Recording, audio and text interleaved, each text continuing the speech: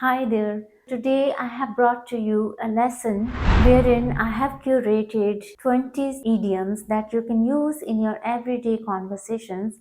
Now I have broken this video into two parts. In this lesson you will learn about the 10 idioms and the next 10 I will be posting in the another lesson. Now, idioms are like those vibrant colors that add color to your language, which literal words fail to convey. Moreover, the more you use idioms in your conversation, it reflects that how adept you are at the language and it adds a flair to your fluency and communication. Welcome to Fluency Goals. I am Mandeep and together we'll achieve our goals to fluency.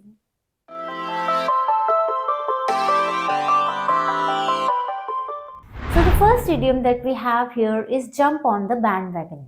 Now, when something becomes very popular and fashionable, and everybody that you see around is following that fashion and starts doing the same thing, then in that situation, you can use this idiom to say that everybody seems to be jumping on the bandwagon. I wasn't really into yoga until all my friends started doing it. And then I decided to jump on the bandwagon too. After seeing everyone at work use ChatGPT, I decided to jump on the bandwagon and give it a try.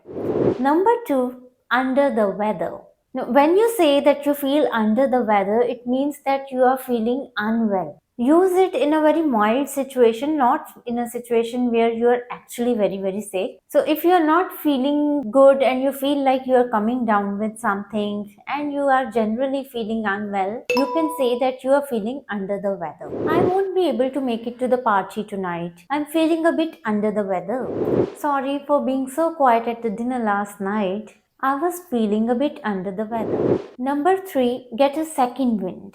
Have you ever experienced situations where you are just demotivated and you lack all the energy to do something, but then something happens and you suddenly feel re energized or motivated to do that task at hand? Then you can say that you got a second wind. So, to get a second wind means to experience a renewed burst of energy or motivation after feeling tired or demotivated initially. This idiom is used a lot in sports. At first, I was ready to give up training on the marathon, but after a few weeks of consistent practice, I got a second wind and now I'm more determined than ever. The third one we have here is no pain, no gain. Now, this idiom is typically used to mean that one must endure hardship or struggle in order to achieve something or to make some progress. This means that you won't achieve something unless you get uncomfortable and maybe go through some pain. Starting my own business has been a roller coaster of challenges, but I believe in the motto no pain, no gain. Every obstacle I overcome brings me closer to success. Learning to play the guitar has been frustrating at times, but my teacher always says, no pain, no gain. I'm starting to see improvement, so I know the effort is worth it. Number 5, bucket list. Now, if you say that something is on your bucket list, you mean to say that you have list of all the things that you want to do or want to accomplish in your lifetime. So it's a list of personal goals or aspirations to achieve within one's lifetime.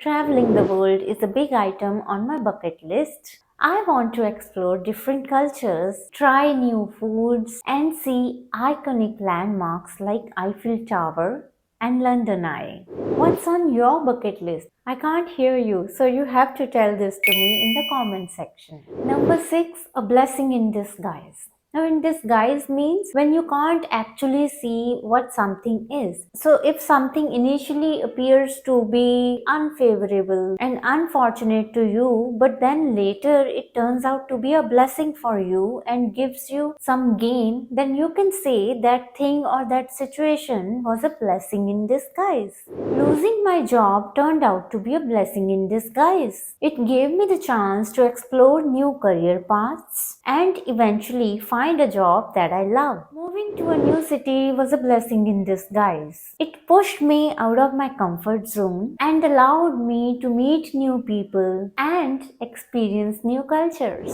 Can you recall of something that turned out to be a blessing in disguise for you? Share it with us in the comment section. Number 7, get something off your chest. So, if something is on your chest, something is literally on your chest, you'll feel very heavy, very burdened. So, to get something off your chest means to take that burden off. Now, what can be that burden? That burden can be some secret or something that has been troubling you, bothering you, and you want to share it with someone else in order to take that burden off your chest. I can tell something's bothering you. If you need to get something off your chest, I'm here to listen. There's been tension between me and my roommate lately, so I decided to get something off my chest and have an honest conversation about our living situation. Number 8, so far so good. The phrase so far so good, it is typically used to express satisfaction and contentment with the current situation or progress. So it indicates that things are proceeding well as expected and everything is going good. I have been trying out a new workout routine. So far so good. I'm feeling stronger and more energized already. The dinner party didn't go exactly as planned, but so far so good. Everyone seems to be enjoying themselves. And that's what matters. Number 9, get on nerves. When someone repeatedly does something that annoys you, frustrates you, irritates you, and bothers you, you can describe that something or someone as getting on your nerves. His constant tapping on the desk during meetings really gets on my nerves. When people talk loudly on their phones in public, it really gets on my nerves. Number 10, lighten up.